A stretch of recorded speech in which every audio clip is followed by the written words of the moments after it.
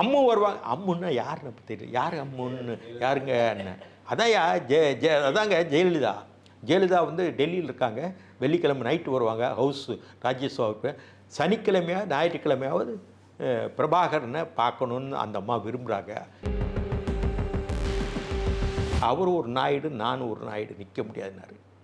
பக்கத்தூர் வர ஆனார். என்னங்க நீங்கள் அப்படி சொல்கிறீங்க? அவருக்கு இங்கேருந்து உழைச்சிருக்காரு, கட்சிக்கு உழைச்சிருக்காரு. அவர் நாயுடுங்கிறதுல நீங்கள் பார்க்குறீங்க. நாங்கள் அப்படி பார்க்கலங்க. எது எடுத்தாலும் அவர்கிட்ட தான் நாங்கள் ஃபோன் பண்ணி கேட்க வேண்டியிருக்கே. 2 வன்னியர் நிற்கிறாங்க, 2 வன்னியர் நிற்கிறாங்க, 2 கவுண்டர் கணேசமூர்த்தியும் கண்ணப்பொண்ணு நிற்கிறாங்க. இது அப்படின்னா இது என்ன விஷயம்? எனக்கு கொடுக்கக்கூடாது. அப்பவுமே இந்த பையன் தலையெடுத்துட்டான், வைகோ பையன். அப்புறம் கலைஞரை சந்திக்கும் முன்னாடியே ஜெயலலிதாவோட ஒரு சேனலை ஓப்பன் பண்ணி பேசியிருக்காரு. இது ஏன் பம்மாத்து வேலையா இல்லையா, ஏமாத்து வேலையா இல்லையா? உங்ககிட்ட அப்புறம் என்ன ஹானஸ்டி இருக்கு? கலைஞர் நான் ரொம்ப நெருக்கம். கலைஞரை என்ன நல்லா வச்சு நான் எது சொன்னாலும் கேட்பார். ஆனால் வாய்ப்பு தர மாட்டார். அவங்க குடும்பத்துக்காரங்க கையை கட்டி போட்டாங்க.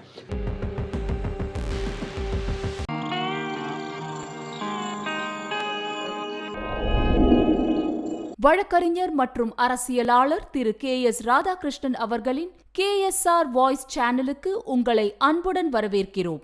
துக்ளக் வாசகர்களுடனான கேள்வி பதில் பகுதியில் இணைந்திருக்கிறார் திரு KS ராதாகிருஷ்ணன் அவர்கள். காணொலியின் 3ஆம் பாகம் இதோ உங்களுக்காக. மதிமுக பிரியும் போது 96ல் நாங்கள் 180 இடங்களில் போட்டிடுறோம். யாருக்கு? மதிமுக மட்டும். அன்றைக்கு CPM ஜனதாதளம் கூட்டணி. பார்லிமெண்ட்டில் வைகோ சிவகாசியில் நிற்கிறார், விளாத்திக்குளத்தில் நிற்கிறார். அந்த கூட்டணியில் மணிங்கிற ஒரு CPM ஒரே வேட்பாளர் கன்னியாகுமரியில் ஜெயிக்கிறார். அந்த தேர்தலில் 180 இடங்களை போட்டிக்கிட்டதில் நாங்கள் 5 பேர் தான் டெபாசிட் வாங்குகிறோம். ஒன்று வைகோ விளாத்திக்குளத்தில் 29,000 ஓட்டு, நான் கோவில்பட்டியில் 31,000 ஓட்டு. நான் தான் அதிகம் அந்த கட்சியில். அதுக்கு பிறகு எனக்கு வாய்ப்பே தரல. அது பிறகு சங்கரங்கோல் தங்கவேலுக்கு 29 அவரும் டெபாசிட் வாங்க. பிறகு வேடசந்தூர் பாலசுப்ரமணியம்னு எம்ஜிஆர் காலத்தில் டெப்டி ஸ்பீக்கராக இருந்தார், திண்டுக்கல் மாவட்டம். அவர் எங்களுடைய ஆதரவு பெற்ற கொடைச்சிருந்தார், அவர் டெபாசிட் வாங்கினார். பிறகு இவ்வளோ டெபாசிட் வாங்கின எனக்கு அவர் வைகோ வேறு வாய்ப்பில் வழங்க விரும்பலை. அதுக்கு பிறகு 98 தேர்தல், நாடாளுமன்ற தேர்தல் வருது. மதிமுகவுக்கு தேர்தல் அங்கீகாரம் போயிடுச்சு, கொடை சின்னம் போயிடுச்சு. பிறகு டெல்லியிலே உட்காந்து பம்பரசு நானும் வைகோ தான் உட்காந்து வாங்கினோம். பிறகு 98 தேர்தல் வந்து அதிமுக கூட்டணியில் நாங்கள் போன உடனே பாஜக வந்து திமுகவோட போயிடக்கூடாது, தமாக அவங்க கூட இருக்காங்க இல்லையா அப்படி உடனே வைகோ விட்டு பேச வச்சேன், அத்வானிகிட்டையும் வாஜ்பாய்ட்டையும். பிறகு ஜெயலலிதா பேசி அவங்க கூட்டணிக்கு வந்தாங்க. பிறகு திருநெல்வேலியில் அதிமுக 25வது வெள்ளி விழா மாநாடு கருப்பசாமி பாண்டியன் நடத்தினார். அந்த மாநாட்டுக்கு முதல் நாள் வந்து பாட்டாளி மக்கள் கட்சி வந்துருச்சு. கடைசியில் நாங்கள் வந்து என்ன பண்ணோம், ஒரு 8 சீட் எழுதி கொடுத்தோம். வடசென்னை எனக்கு, செங்கல்பட்டு இவருக்கு மதுராந்தக ஆரம்பத்திற்கு, அதே மாதிரி திண்டிவனம் செஞ்சி ராமச்சந்திரனுக்கு, தஞ்சாவூர் எல் கணேசனுக்கு, திண்டுக்கல் பொன்முத்து ராமலிங்கத்திற்கு, பழனி கணேசமூர்த்திக்கு, அதே மாதிரி சிவகாசி வைகோக்கு, பிறகு திருநெல்வேலியோட ஒரு 2-3 தொகுதி கொடுத்தோம். பிறகு கடைசியில் மாநாடு முடிஞ்ச உடனே பேசிக்கிடுவோன்னு சொன்னோன்னா எங்களுக்கு 7 சீட்டு 8 சீட்டுன்னு சொல்லப்பட்ட நேரத்தில் பாஜக பாமக வந்து ஒவ்வொருத்தருக்கும் 5 சீட்டு தான் கொடுக்க முடியும்னு முடிவெடுத்துட்டாங்க. ஆமாம், முடிவெடுத்துட்டாங்க. பிறகு எங்களை பொறுத்தவரையும் 5 தொகுதி ஆச்சு. வடசென்னை முதல்ல எனக்கு தான் கொடுத்தாங்க. ஜெயக்குமாருக்கு அறிவிச்சிட்டாங்க, இப்போ மந்திரியாக இருக்கால அறிவிச்சிட்டாங்க. அறிவித்த உடனே பிறகு எனக்கு மாற்றி அந்த அம்மா கொடுத்தேன். ஏன்னா அந்த மாட்டை பிரபாகரனை கூப்பிட்டு போனேன். அப்போல்லாம் சசிகலா இல்லாத நேரம். நான் சொல்கிறது ராஜ்யசபா உறுப்பினராக இருக்காங்க. எம்ஜிஆர் எனக்கு ஃபோன் பண்ணுறாரு. அவருக்கு முன்னாடி அவர் வீட்டுக்கெல்லாம் போய் நானும் பிரபாகரன் சாப்பிட்டதுக்கு ஜானகியமாக தான் பரிமாறுறாங்க. அதுக்கப்புறம் ரொம்ப உதவியெல்லாம் பண்ணாங்க. பிறகு எனக்கு 75159 இன்னி அந்த நம்பர் எனக்கு அதுவும் ஞாபகம் இருக்கும். வைகோ நம்பர் எனக்கு ஞாபகம் இருக்குது. கலைஞர் வீட்டு நம்பர் ஞாபகம் இருக்குது, 6214-252. எங்கே போனாலும் அந்த நம்பர் எத்தனை வருஷமானாலும் இந்த 2-3 நம்பர் எனக்கு ஞாபகம் இருக்கும். பிறகு எனக்கு அந்த நம்பருக்கு ஃபோன் பண்ணுறாரு எம்ஜிஆர். என்னங்க நான் ஐயா எல்லாம் சொல்கிறதுக்கு நம்ம என்னங்க நான் அப்படி தானே சொல்லி ஐயான்னு வார்த்தை வர ஐயா சாமி இப்படியெல்லாம் எனக்கு குனிய தெரியாது. அதான் இன்னைக்குரிய சூத்திரங்கள். வெற்றி பெறதுக்கு. அந்த சூத்திரங்கள் நமக்கு தேவையில்லை. அப்படி வரும்போது இந்த மாதிரி ஒரு 7 மணி இருக்கும். அம்மு வருவாங்க. அம்முன்னா யார் நமக்கு தெரியும், யார் அம்முன்னு, யாருங்க என்ன, அதாங்க ஜெயலலிதா. ஜெயலலிதா வந்து டெல்லியில் இருக்காங்க. வெள்ளிக்கிழமை நைட்டு வருவாங்க ஹவுஸ் ராஜ்யசபாவுக்கு. சனிக்கிழமையா ஞாயிற்றுக்கிழமையாவது பிரபாகரனை பார்க்கணுன்னு அந்த அம்மா விரும்புகிறாங்க, ஜெயலலிதா விரும்புது அப்படின்னு சொன்னோன்னே சரிங்க நான் பார்த்துக்கிறேன், அழைச்சிட்டு போயிருந்தேன். அதுக்கு முன்னாடி அவர் வீட்டுக்கு நாங்கள் போயிட்டு வந்தோம். பார்த்துக்கிறேன்னு சொன்னேன். பிறகு அவர் ஃபோன் வச்ச 10 நிமிஷத்தில் இந்த அம்மா கூப்பிட்டது, நான் ஜெயலலிதா பேசுகிறேன், சிஎம் உங்கள்கிட்ட பேசுகிறாங்களா? ஆமாம்மா பேசுகிறாங்க, நான் நாளைக்கு வெள்ளிக்கிழமை நைட்டு சென்னைக்கு வந்துடுவேன், சனிக்கிழமையா ஞாயிற்றுக்கிழமை வீட்டுக்கு வாங்க. அவர் வெஜிடேரியனா நான் வெஜிடேரியனான்னு கேட்டாங்க. அவர் என்ன சாப்பிடுவாருமா? பிறகு அவர் வெள்ளிக்கிழமை வந்து சனிக்கிழமை எனக்கு ஃபோன் பண்ணாங்க, நாளைக்கு வந்துடுறோம்மா, நாளைக்கு கொஞ்சம் சீக்கிரம் வாங்க, கொஞ்சம் முன்னாடி பேசிவிட்டு பிறகு இப்போ சாப்பிட்லான்னாங்க. இப்போ நாங்கள் அவர் வீட்டுக்கு 11 மணிக்கு அழைச்சிட்டு போனேன். அப்போல்லாம் சசிகலா இசையெல்லாம் கிடையாது.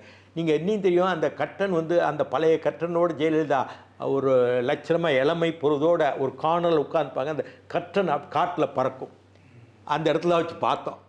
அது பழைய படங்களில் ஜெயலலிதாவுடைய தொகுப்பு கடங்களை பார்த்தா தெரியும். அந்த அந்த நாங்கள் 2 பேரும் உட்காந்துட்டோம். இப்போ சாப்பிட்டு செஞ்சுட்டு அந்த மாவோட பேசிட்டோம். அதுக்கு பிறகு ஈழப்பிரச்சனை ஏதாவது வேணும்னா டைப் பண்ணி தான். இப்போல்லாம் எந்த டிடிபி கிடையாது. ஏன் தயாளன்னு ஒரு டைப்பிஸ்ட் இருந்தார், டைப் பண்ணி அவருக்கு அந்த அம்மாவுக்கு அனுப்ப பேசுவாங்க. இப்படியாக நான் பார்த்த தலைவர்கள், நான் சந்தித்த தலைவர்கள் என்று எடுத்துக்கொண்டால் இந்திரா காந்திக்கு நல்லா தெரியும். நான் வந்து சென்ட் சேவியர்ஸில் படித்தேன், லா காலேஜ் சென்னையில் படித்தேன், ஜேஎன்யூவில் கொஞ்சம் காலம் படித்தேன் டெல்லியில். இது லா கிடைச்சதுனால இங்கே வந்துட்டேன். இப்படியாக டெல்லியில் இருக்கும்போது சஞ்சய் காந்தியோட ரொம்ப நெருக்கமாக இருந்தவன் நான். காங்கிரஸ் கட்டத்தில் சஞ்சய் காந்தியோட. இந்த அருணாச்சலம்னு தென்காசி மந்திரி இருக்கா இல்லையா, இவர் காந்தி கிராமத்தில் படித்தார். ஆமாம் காந்தி கிராமம். இவருக்கு கிடைச்சது நெடுமாறனால வாய்ப்பு கிடைச்சது. கேடி கோசல்ராம் நெடுமாறனால. இவங்க அண்ணன் வந்து சங்கரங்கோயிலில் வழக்கறிஞர், ராட்டை சின்னத்தில் பழைய காங்கிரஸ் நின்னாப்புல ஜேம்ஸ் நின்னார். அப்படித்தான் அருணாச்சலத்துக்கு அப்போ என்னையால் அவர் வந்தார். பட் எனக்கான வாய்ப்புகள் வரல. இந்த செந்தில் பாலாஜியோட மதிமுகவுக்கு வரும் மாணவருடைய நான் தான் போட்டு கொடுத்தேன். என்ன செய்யுங்க, இந்த பல பேர் நமக்கு உதவியாளர் இருக்காங்க, அவங்க இப்போ திமுகவில் எம்பியாக இருக்கிறாங்க, எனக்கு டைப் பண்ணி கொடுத்த ஆட்கள். இதெல்லாம் பெருசாக எடுத்துக்கூடாது. நம்முடைய பணிகள் 98-99 எம்பி பதவி கொடுக்கல வைகோ, கொடுக்கவே இல்லையே, கொடுக்கவே இல்லை. 98 எனக்கு கொடுக்க பதில் தான் அவர் நிற்க விடாமல் பண்ணிட்டார். அது சொல்ல வரேன். 98 வடசென்னை எனக்கு கொடுத்தாங்களா? அதே மாதிரி திண்டிவனம் செஞ்சி ராமச்சந்திரன், தஞ்சாவூர் எல் கணேசன், சிவகாசி வைகோ, இதுக்கு வந்து கண்ணப்பன் சொல்லிட்டு கடைசியில் கணேசமூர்த்தி பார்த்தார். அறிவிக்க போகணும். ஏடிஎம்கே ஆஃபீஸில் கையெழுத்து போட்டு வாங்கிட்டு வந்தாச்சு. அறிவிச்சு பிறகு நாங்கள் எங்கள் தாயகத்துக்கு வர்றோம். ஒரு 6:45 இருக்கும். வரும்போது எங்களை எல்லாம் கூப்பிட்றார் வைகோ. மதுராந்தக ஆறுமுகம், பொன்முத்துராமன் அதுக்கு மேலே கோவிச்சிட்டு போயிட்டார். திண்டுக்கல் தொகுதி இல்லைன்னு ஒன்று கோவிச்சிட்டு போயிட்டார். ஊரில் செஞ்சி ராமச்சந்திரன், எல் கணேசன், கண்ணப்பன் இவங்கெல்லாம் இருக்கிறோம். வேதாரிய மீனாட்சி சுந்தரம்லாம் இருக்கும்.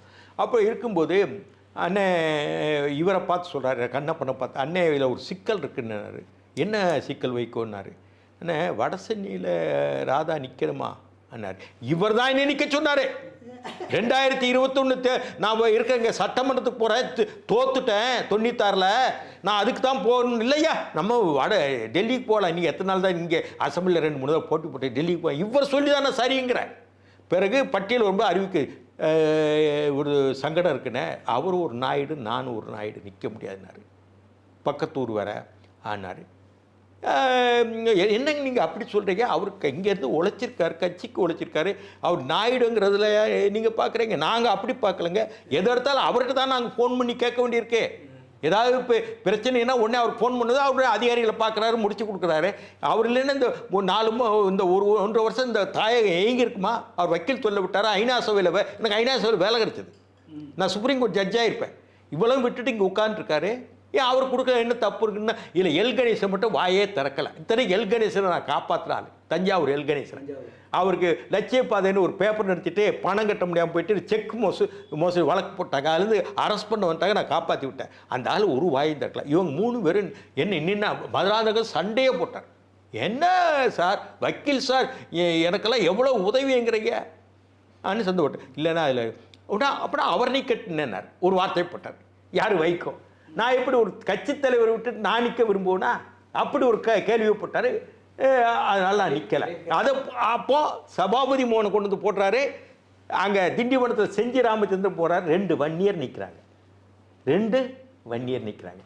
2 கவுண்டர் கணேசமூர்த்தியும் கண்ணப்பொண்ணு நிற்கிறாங்க. இது அப்படின்னா இது என்ன விஷயம்? எனக்கு கொடுக்கக்கூடாது. அப்பவுமே இந்த பையன் தலையெடுத்துட்டான், வைகோ பையன். கிடைக்காது இப்போ காரணம் இந்த பையன் தான் காரணம். ஆலோசனை இவன் 93 ஆலோசனை. இந்த வைகோ பையன் இருக்கானே, இந்த பையன் தான் இல்லை, இதான் காரணம். அதுக்கு பிறகு எனக்கு வாய்ப்பே தரல. அதுக்கு பிறகு இந்த கஷ்டத்துக்கு மத்தியில் வேலைகளை பார்த்து வக்கீல் தொழிலை விட்டுட்டு சென்னையில் ஒருத்தர் வந்து ஒரு வழக்கறிஞர் வேறு தொழில் வச்சா தான் உருப்பிட முடியும். எந்த தொழில் இல்லாமல் கிட்டத்தட்ட 93 2000 வரைக்கும் நான் பயணித்தேன். எனக்கு சென்னையில் குறைஞ்சபட்சம் டிரைவர் சம்பளம், பிஎஸ் சம்பளம், சமயக்கார சம்பளம் எப்படி 1.5 லட்ச ரூபா வேணும். என் இளமை காலத்தை துவைச்சேன். ஐநாசாவில் வேலை கிடைச்சது. இதெல்லாம் கேட்காம ஈஸியாக நினச்சது வைக்கும். அதுக்கு பிறகும் நான் 2001 வரைக்கும் நான் பயணிக்கிறேன். 2001 என்னாச்சுன்னா 99 திமுக கூட்டணி ஆயிடுது வைகோவோட. 2001 மறுபடியும் ஆட்டோமேட்டிக்காக தான் கூட்டணி. 2001 இவர் 21 சீட்டு கையெழுத்து போட்டார் ஒப்பந்தத்தில். சரிதான் கையெழுத்து போட்டு சரி வேலைகளை பார்க்க ஆரம்பிக்க. ஒரு வாரம் கழிச்சா நாங்கள் நாமினேஷன் ஃபைல் பண்ணோம். கோவில்பட்டியெல்லாம் எனக்கு கொடுத்தாச்சு. நான்லாம் 10-15 ஓட்டு ஜெயிப்பேன். எனக்கு 96 5வது இடத்துக்கு போய் இப்போ தான் வாய்ப்பு கிடைக்குது. இது வரைக்கும் வாய்ப்பு இருக்குது. இப்படி இருக்கும்போது திடீர்னு இவர் டெல்லிக்கு போகிறாரு. ஒப்பந்தத்தில் கையெழுத்து போட்டவர் திமுக கூட்டணி இல்லைன்னு வைகோ அறிவிக்கிறார். ஒரு ஒப்பந்தத்தை இப்போ என்ன சொல்கிறாருன்னா, வைகோ சொன்னதை நீங்கள் கேட்டிருப்பீங்க. நான் திருச்சி மாநாட்டுக்கு திமுக மாநாட்டுக்கு செல்லாமல் ஜெயலலிதா வீட்டுக்கு சென்றது தப்புங்கிறீங்க இல்லையா? Okay, good. நீ தப்புன்னு சொல்கிறீங்க, உங்கள் மனசாட்சி தப்பு. ஆனால் 2001 ஒப்பந்தம் போட்டுட்டு விலகி போனீங்களா, அதுக்கு என்ன சொல்கிறீங்க? இதில் ஒப்பந்தமே போடலை. சரி, இது விலைக்கு போனால் ஒப்பந்தமே போடாமல் விலைக்கு போனார். டெல்லிக்கு போகிறாரு, சந்திக்கிறாரு. யாரோ ஒருத்தர் சந்திக்காத மர்மமான முறையில். அது என்ன நடந்ததுன்னு எனக்கு தெரியலை. அதெல்லாம் விசாரித்தா தெரியும். நான் அது பல விஷயங்களுக்கு முடிச்சுகள் அவுக்கப்படலை. அதுக்கு பிறகு 2006 உங்களை யார் தடுத்தாங்க? 2007 என்ன நடந்தது தெரியுமா? திருச்சியில் திமுக மாநாடு. அதுக்கு திருச்சிக்கு போகிறதுக்கு முன்னாடி கலைஞரை சந்திக்கிறார். யார்? வைகோ. அப்போ C8 நேரு கோபால இதில் ஆலிபரோவில் C8 நேரை சந்திக்கிறார். சந்திக்கும் போது, அண்ணே நீங்கள் நாளைக்கு திருச்சிக்கு போகிறீங்க, நான் நாளானைக்கு மறுநாள் அதே ராக்ஃபோர்ட்டில் நான் திருச்சிக்கு வர்றேன் ஆங்கிறார். நான் மாநாட்டுக்கு வர்றேன், டிக்கெட் போட்டேன் அன்னு உறுதி கொடுக்குறாரு. உறுதி கொடுத்துட்டு கலைஞர் அன்றைக்கி சந்தித்த மறுநாள் இரவு திருச்சிக்கு ராக்ஃபோர்ட்டில் பயணமாகிறார். அதுக்கு அடுத்த நாள் வைகோ ட்ரெயின் ஏறணும். அவருக்கு கொடுத்த உறுதிமொழி. வைகோ அந்த உறுதிமொழியை காப்பாற்றாம அன்னைக்கு காலையில் 9 மணிக்கு போயஸ் கார்டன் போய் 35 சீட்டு வாங்குறார். நான் சொல்கிறேன், வேலூர் சிறையில் 1.5 வருஷம் உங்களை அடைச்சி வச்சது ஜெயலலிதா ஃபோட்டோ சட்டத்தில். அந்த 1.5 வருஷம் அடைச்சி வச்சுட்டு அந்த மாட்டை ஒப்பந்தம் 35 சீட்டும் கையெழுத்து போட்டு உடனே பேசாமல் செய்யாமல் சந்திப்பிலேயே கையெழுத்து போட்டு 35 சீட்டுன்னு போட்டு நீ கையெழுத்து போடுறீங்க. அப்படி என்றால் கலைஞரை ஏன் சந்திக்கணும்? கலைஞரை சந்திக்கும் போதே நீங்கள் சேனலை ஓப்பன் பண்ணி பேசிட்டு தானே இருக்கீங்க. இது ஏமாத்து வேலை தானே.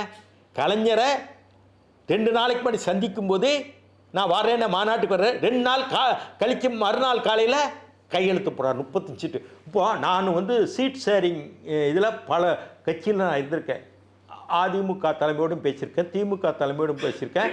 அதுமாதிரி தமிழ்நாடு காமராஜர் காங்கிரஸ்னு எம்ஜிஆரோடையும் பேசியிருக்கோம். அப்படி பேசும்போது பேச்சுவார்த்தை என்பது 5-6 தடவை உட்காரணும். உட்கார்ந்தா தான் முரண்டு பிடிச்சி தொகுதியில் வாணும். ஒரு சில தொகுதியில் பிடிக்காத தொழில் மேலே குடிப்பாங்க. இப்படி தான் நடக்கும். இவர் 35 தொகுதி வாங்குறாருங்க. சந்தித்து அரை மணி நேரத்தில் 35 தொகுதி வாங்கினா அப்புறம் கலைஞரை சந்திக்கும் முன்னாடியே ஜெயலலிதாவோட ஒரு சேனலை ஓப்பன் பண்ணி பேசியிருக்காரு. இது ஏன் பம்மாத்து வேலையா இல்லையா? ஏமாத்து வேலையா இல்லையா? உங்கள்கிட்ட அப்புறம் என்ன ஹானஸ்டி இருக்குது? சரி, இப்படி விட்டுருக்கேன். அதுக்கு பிறகு எனக்கு அவருக்கு பேச்சுவார்த்தை இல்லை. என்னுடைய மனைவி இறக்குறாங்க. என் உறவுக்காரன்னு விசாரிக்க வர்றாரு. அதுலேருந்து நான் அவரோட பேசுகிறேன் 2014. இப்படியா இருக்கும் பொழுது 2015 16 கிட்டத்தட்ட கலைஞரோட நான் ரொம்ப நெருக்கம். கலைஞர் என்ன நல்லா வச்சுக்கிட்டு நான் எது சொன்னாலும் கேட்பார். ஆனால் வாய்ப்பு இருந்தால் வரமாட்டார். அவங்க குடும்பத்துக்காரங்க கையை கட்டி போட்டாங்க. ஐயா இந்த மாதிரி இருக்குது, நம்ம வைகோ நம்ம கூட்டில் சேர்த்த நல்லது தானே, ஏயா திடீர்னு அவரை போய் பேச இருப்பான் ஓடி போவான், யா எதுக்கியா நம்ம நீ எதுக்கு உன் வேலையை பாரு, வந்தால் ஒன்றே ஓய்க்கணும்னு நினைப்பான். இவர் என்ன சொல்லிட்டாரு, வேலூர் சிறையில் போகும்போது ராதாகிருஷ்ணன் சேர்த்தது தப்புன்ட்டார். அப்பவுமே உன்னி உதவி தருவாயா, நீ எதுக்கு எப்போ பாதம் நல்லது செய்திருந்த ஆளுக்கு ஆன்னு சொன்னார். இல்லைன்னு பேசி 4 நாளில் பேசி சரியா உன் விடமாட்டேன், பிடிச்சா பிடியே ஒரே பிடியாக இருப்பேன், சரி சண்முகன் கூப்பிடு அண்ணன் கூப்பிட்டாரு. ராதா வைகோட என்னை பேசணும்னு சொல்கிறாரு, என்ன சொல்கிறாரு சண்முகன் ஐயா யோசிக்கலாமே, யோசித்து பாருங்கய்யா நல்லதா போலதான், சரியா பேசுங்கயான்னு அவரும் சொல்லிட்டார். நான் சரியா நீ போடணுன்னு கீழே இறங்கி வரேன். கோபாலவரம் அவர் பெட்ரூமில் இருக்கார். நான் கீழே இறங்கி வரண்டா இருக்கு இல்லையா, அது சண்முகநாதன் உட்காருவோம் இல்லையா, நான் போய் வைகோக்கு ஃபோன் பண்ணுறேன். அண்ணாச்சி தலைவர் உங்க கூட பேசுவார் என் ஃபோனில், நீங்கள் பேசுவீங்களான்னு. தாராளமாக பேசுகிறேன், நான் ஏர்போர்ட் போயிட்டுருக்கேன், ஏர்போர்ட் போகும்போதே நான் பேசிட்டு போகிறேன் அன்னொன்று போட்டு கொடுக்க மேலே போய் ஐயா இந்த பேர் வைகோ இருக்கார் பேசிடுங்க. ஆமாம் ஹலோ அண்ணாரு. என்ன நீங்கள் தான் போனீங்க 9 வருஷத்துக்கு முன்னாடி, அவர் என்ன சொல்லிப்பார், அண்ணன் உங்களை பார்த்து 9 வருஷம் ஆகுதுன்னு, நீங்கள் தானே போனீங்க அண்ணார். சரி வேறு ஒன்றும் இல்லை, ஸ்டாலினையும் முக தமிழரசையும் அனுப்புகிறேன். முக தமிழரசு பையன் இந்த நடிகராக இருந்தாலே அன்புநிதியுடைய கல்யாணம் இருக்குது அறிவாலயத்தில், ராதாவோட அனுப்பி வைக்கிறேன், நீங்கள் கல்யாணத்துக்கு வாங்க, பத்திரிக்கை வைச்சு அனுப்புகிறேன்னு சொல்லி போய் கொடுத்தோம். அண்ணா நகரில் பத்திரிக்கையாளர்லாம் வந்துட்டாங்க. திமுக அண்ணன் கலைஞரோடு நான் நட்போடும் பாசத்தோடும் என்றும் இருப்பேன், இது தொடரும்ட்டார். அப்படின்னா அலையன்ஸ் ஆகிப்போச்சுன்னு ஒரு சூழ்நிலை ஆகிப்போச்சு. நான் ஆமாம் ஆகிப்போச்சுன்னு. பிறகு கல்யாணத்துக்கு வந்து பேசுகிறாரு, நல்லா பேசினார். அதுக்கு பிறகு முரசொலி மாறன், முரசொலி செல்வருடைய அம்மா, அது கலைஞருடைய சகோதரி இறந்தாங்க கோபாலபுரத்தில், வந்து 1 மணி நேரம் உட்கார்ந்து அவங்களோட ஆறுதல் படுத்தினார். இப்போது வைகோ திமுக கூட்டணியில் இருக்கிறாருங்கிறது தெளிவாகிப்போச்சு. இப்படி இருக்கும்போது அந்த துக்கம் நடந்து ஒரு 10 நாள் முடிஞ்சிருக்கும். எனக்கு காலையில் ஒரு 10 மணிக்கு ஃபோன் பண்ணுறாரு வேறு வைகோ, ராதா நான் உங்கள் கூட்டணியில் இருக்க முடியாது, எனக்கு கம்யூனிஸ்டில் நானும் திருமாவளவன் தனியாக போகிறோம். அப்போது மக்கள் நல கூட்டணி அவர் சொல்லலை, விஜயகாந்த் வரல. இப்போது என்னடா இருந்தாலும் இப்படி சொல்லிட்டாரு, கலைஞர்கிட்ட பேச வச்சோமே, அவர் ஏற்கனவே நம்ம திட்டி விட்டுருவாரே, நம்ம எப்படி அவரை ஃபேஸ் பண்ணுறதுன்னு நான் யோசிச்சுட்டு இருக்கேன். 4 நாளாக அந்த பக்கமே போகலை. கேட்டதுக்கு நான் ஊரில் இருக்கேன்ட்டேன், வீட்டில் தான் படுத்துருக்கேன், எந்த கவலையில். வேறு ஒரு நாள் 6 மணிக்கு கூப்பிட்டாரு, எங்கேயா இருக்க வாயா உடனே என்னாரு, இந்த வந்துடுறேன்னு போனேன். என்னையா நான் சொன்னேன்னா இல்லையா, நீ நல்லது செய்கிற, அந்த ஆளுக்கு ஒன்றே கண்டா பிடிக்காதுப்பா, என்கிட்ட எவ்வளோ சொல்லியிருக்காரு, உனக்கு கிடைக்க விடாமல் பண்ணியிருக்காரு, நீ எதுக்கு அவருக்காக நீ பாடுற, ஓ வேலையை பாரியா அன்னு சொல்லி இப்படி பண்ணிட்டியாப்பா, நீ எல்லாமே ஒரு கச்சிதமாக பண்ணுவேன், மதிமுக தோக்கும்போது நீ தானப்பா வைகோவுக்கு உயிராக இருந்த, நீ முன்முத்துறாமனு தானே இருந்தீங்க, மற்றவங்களாம் சும்மா வந்தாங்க, இப்படி பண்ணிட்டியப்பா, என்னை அசிங்கப்படுத்திட்டியாப்பா, நான் பேச மாட்டேன்னு சொன்னோன்னே என்னை அசிங்கப்படுத்திட்டு போயிட்டான்னு என்னை கடுமையாக திட்டியும் திட்டாமையும் பேசினார். அதுதான் கடைசி. ஆனால் அதுக்கு பிறகு அவர் உடல்நிலை பாதிக்கப்பட்டது. ஆனால் எனக்கு ஒரு சண்முகராஜன் சொன்னார், சார் 1000 தாரம் உங்களுக்கு திட்டினாலும் கடைசி அணிந்துரை உங்களுக்கு தான் உங்கள் புஸ்தகத்தை அது கலைஞர் கொடுத்துருக்காரு சார், வீரபாண்டிய கட்டபொம்மனுடைய புஸ்தகத்துக்கு கொடுத்துருக்காரு சார், உங்களுக்கு தான் அணிந்துரை, கடைசி அணிந்துரை, வேறு யாருக்கும் கொடுக்கல. அப்படின்னா உங்களுக்கும் அவருக்கும் ஒரு மேட்சிங் நல்லா தான், நீங்கள் கவலைப்படாதுங்க சார், என்ன ஆறுதல் படுத்துறாரு சார். கலைஞரே கொஞ்சம் நல்லா ஆனவொன்னு பாருங்க, நீ அவர் உங்களே கூப்பிட்டு பேசுகிறார், நீ நல்லது தானே திமுக பண்ண, அது அந்த ஆள் விரும்பலாமல் பண்ணிட்டாருன்னு கலைஞரை சொல்வார்னு. சண்முகநாதன் எனக்கு அவ்வளவு பாடுபட்டார், ராஜேஷ் பாபு. கலைஞரும் அவ்வளவு எனக்கு ஏதாவது கொடுக்கணும்னு நினச்சார். கலைஞர் 2011 சட்டமன்ற தேர்தலில் கோவில்பட்டி எனக்கு கொடுக்கணும்னு நினச்சார் கலைஞர். இந்த ஸ்டாலின் என்ன பண்ணிட்டாரு, கோவில்பட்டி தொகுதி இவர் இதயாவுக்கு இந்த தேர்தலெல்லாம் எல்லாம் போய் பார்த்தது உண்டு அவருக்கு. கோவில்பட்டி தொகுதி பாட்டாளி மக்களுக்கு அங்கே குடியிருக்கா, சின்ன இருக்கா, எனக்கு கிடைக்கக்கூடாதுன்னு அந்த தொகுதியை கொடுத்தாங்க ஸ்டாலின். இதெல்லாம் அயோக்கியத்தனம் இல்லை. அந்த கோவில்பட்டியில் திமுகவின் முகமாக நான் இருக்கின்றேன், சம்பந்தம்லாம் பாட்டாளி மக்கள் குச்சிக்கு கொடிக்கம்பம் கிடையாது, மாம்பழம் கொடுத்தாங்க. இது அயோக்கியத்தனம். அதுக்கு வைகோ கைதட்டினார், அந்த பாட்டாளி மச்சி வேட்பாளருக்கு பணியாற்றினார். பிறகு நான் சொன்னேன், என்னங்க அங்கே இவங்களை என்னையா செய்கிறது, இவன் எல்லாம் இந்த ஆள் பண்ணுறான் ஸ்டாலின், என்ன உன்னை பிடிக்கலை, இந்த தூத்துக்குடி பெரியசாமி KKSSR உன்னைய வரக்கூடாதுன்னு நினைக்கிறாங்க. அவங்க கையில் ஸ்டாலின் நிற்காப்புல, என்ன செய்ய முடியும்? KKSR நான் வரக்கூடாது, தூத்துக்குடி பெரியசாமிக்கு வரக்கூடாது, ஏன்னா வைகோ மாதிரி வந்துடுவா அந்த ஏரியாவில். இவருக்கு அந்த டோப்போகிராஃபிலாம் தெரியும், இந்தியாவுக்கு அந்த ஏரியாவில் உள்ள மக்கள் அவங்களுடைய கலாச்சாரம்னு தெரியும். நான் வரவே கூடாதுன்னு அந்த இடத்துல இந்த KKSR ராமச்சந்திரன் 2 பேரும் கெடுத்தது. விருதுநகர் மாநாட்டுக்கு இவர் வந்தார், என் ரூமுக்கு வந்தார், நினைவிருக்கான்னு தெரியல. அப்போ நான் கவலையில் இருக்கேன். யாரோ எனக்கு உதவியாளர் இருந்தவனுக்கு சீட்டு கொடுத்தாங்க, அவ்வளோ கவலை. இந்த KKS ராமச்சந்திரன் அவ்வளோ பண்ணால் விருதுநகர் மாநாட்டில் வந்து வேலையை பார்த்தேன். ப்ரெஸ்ஸை கூப்பிட்டு நான் தான் அன்றைக்கி தமிழ்நாட்டில் முதல் செய்தி தொடர்பாளங்கிறது நான் தான். தமிழ்நாட்டிலே முதல் செய்தி தொடர்பாளர் நான் தான். அந்த வேலையை நல்லா பார்ப்பேன். நீ அவள் டெல்லியில் 2 செய்தி தொடர்பாளர் இருந்தாங்க. எனக்கு 40 வருஷத்துக்கு முன்னாடியே நான் தமிழ்நாட்டில் ஒரு செய்தி தொடர்பாளர் ஸ்போக்ஸ் பர்சன் நியமிக்கப்பட்டது நான் தான், முதல் ஸ்போக்ஸ் பர்சன். இப்படியாக என் கடமையை செஞ்சிட்ருக்கேன். KKSR சந்தோஷப்பட்டு அந்த தொகுதி அவருக்கு போயிட்டு ரொம்ப சந்தோஷப்பட்டார். நான் அதெல்லாம் இவர்கிட்ட அன்றைக்கி சொல்ல, என்னை சந்தித்தார், என்னை அறையில் வந்து சந்தித்தார். என்னை நினைவு இருக்கா இல்லையான்னு தெரியல, ஒரு மாலை மத்தியான நேரத்தில்.